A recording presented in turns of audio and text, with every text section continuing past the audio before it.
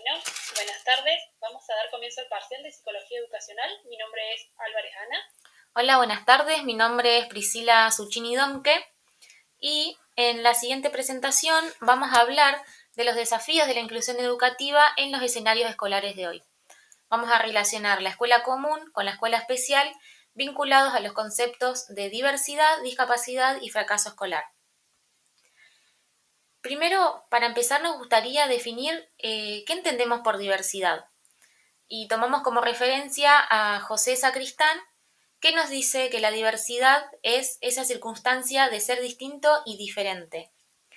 Entendemos a la diferencia como desigualdad cuando no hay acceso a la posibilidad de poder ser y de poder participar. También entendemos a la diversidad en contraposición con el concepto de homogeneidad, que significa negación de la diferencia. Por otro lado, tomamos a Duchaski y a Scliar, que nos hablan de los modos discursivos acerca de lo diverso. Nos dicen que no son neutros y que han tenido diferentes implicancias en las prácticas educativas. De los tres modos discursivos que plantean estos autores, tomamos como principal a el otro como alguien a ser tolerado, el otro caracterizado por sus diferencias. Y si pensamos a la escuela común desde su creación en la modernidad, sabemos que siempre ha tenido mandato homogeneizador en el que ha organizado sus prácticas educativas en niveles de instrucción, y esto ha traspasado tanto los límites que se ha creado como un sistema nivelador en el que sus propósitos fueron anular toda diversidad y hubo una imposición de la normalización. En el que esto choca con las singularidades de cada sujeto, inherentes a cada sujeto. Como vemos en la imagen, que la realidad no condice con el currículo oficial de una escuela común. Y también planteamos que la escuela común se caracteriza por actos de tolerancia.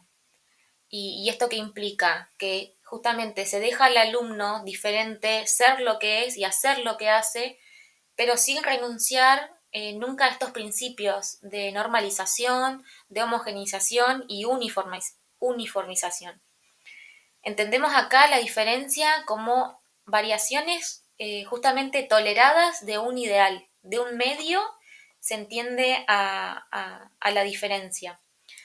Entonces, nos preguntamos, ¿toleradas hasta qué punto? Hasta el punto en el que la escuela las pueda suprimir o al menos las pueda disimular. Por eso vemos que la escuela tiende a suprimir, a borrar y a velar la diferencia. Dentro de esta diversidad que somos todos, nos preguntamos cómo conceptualizamos o qué entendemos por discapacidad también, ¿no? Sardel Jacobo Cupich nos invita a cambiar la mirada acerca de la discapacidad como algo que posiciona al sujeto en una desventaja, ¿no? De tener o no tener ciertas condiciones, ¿no? Él dice que la discapacidad no alude, digamos, a condiciones biológicas o psicológicas de producción histórica, que está arraigada en el sistema de salud y en las prácticas educativas, digamos, en la institución de educación, y siempre ha sido concebida como algo que es inherente al sujeto, ¿no? Genera ideas, significados. Nosotros ponemos en tensión esta mirada porque si no esto posiciona al sujeto dentro de un parámetro de normal o de anormal, de típico o de atípico.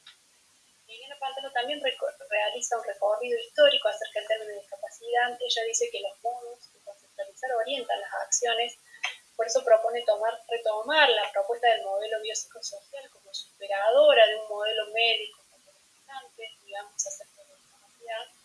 Invita a pensar en prácticas distintas, digamos, de cómo enunciamos la discapacidad, porque discapacidad desde el modelo biopsicosocial incluye también restricciones en la participación.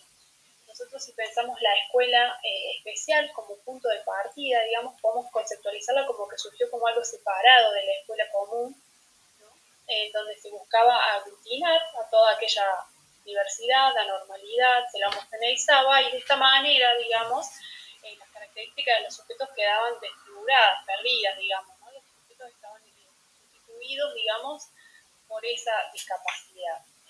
el ámbito de la escuela especial fue un ámbito de la diferencia en este sentido, porque nació como algo externo de la escuela común, no como un sistema, digamos, continuo, por decirlo de alguna forma. Hacía cargo de esa normalidad, pero sustituía las identidades de estos sujetos.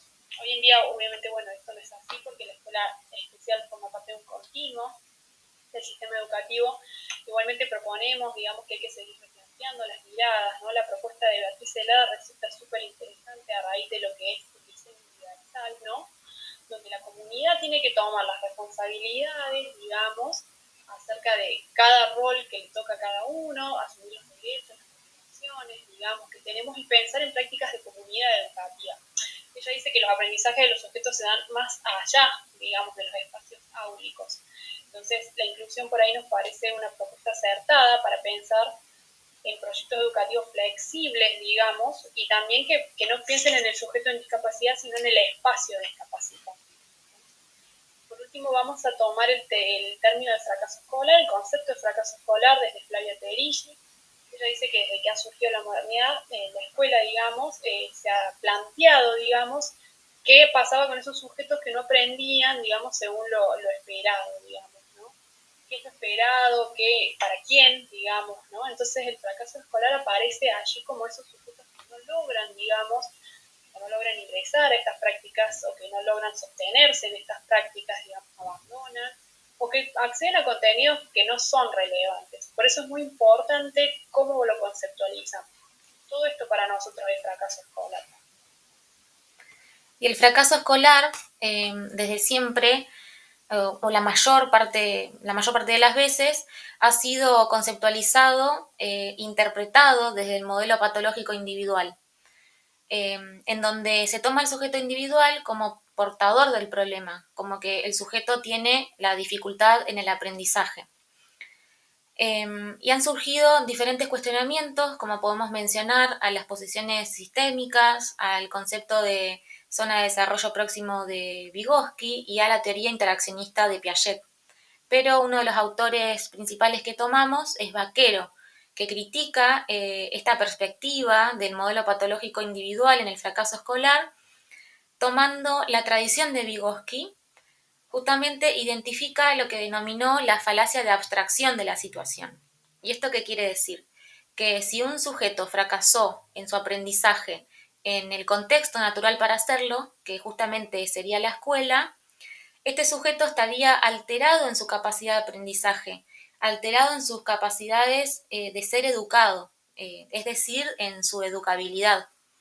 Por ello, creemos que es importante abstraer las situaciones educativas del sujeto en tanto escolar y cambiar la mirada, cambiar la lectura del fracaso escolar, significa incorporar la hipótesis situacional, que esto es concebir a las prácticas educativas y a la escuela como lo que son, como justamente contextos culturales sumamente específicos y no como contextos naturales en donde el sujeto tiene que aprender en base a esos niveles de instrucción y esa organización de este sistema homogéneo que es la escuela común.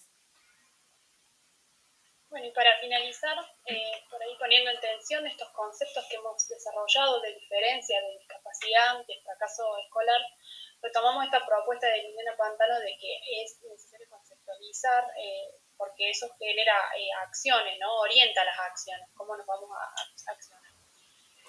Por eso creemos que es importante pensar en prácticas distintas de escolarización donde se sitúe, digamos, contextuadamente los sujetos y las condiciones en las que está teniendo lugar la escolarización.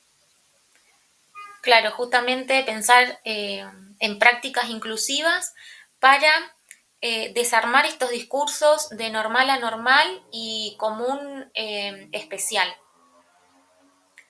Así que, bueno,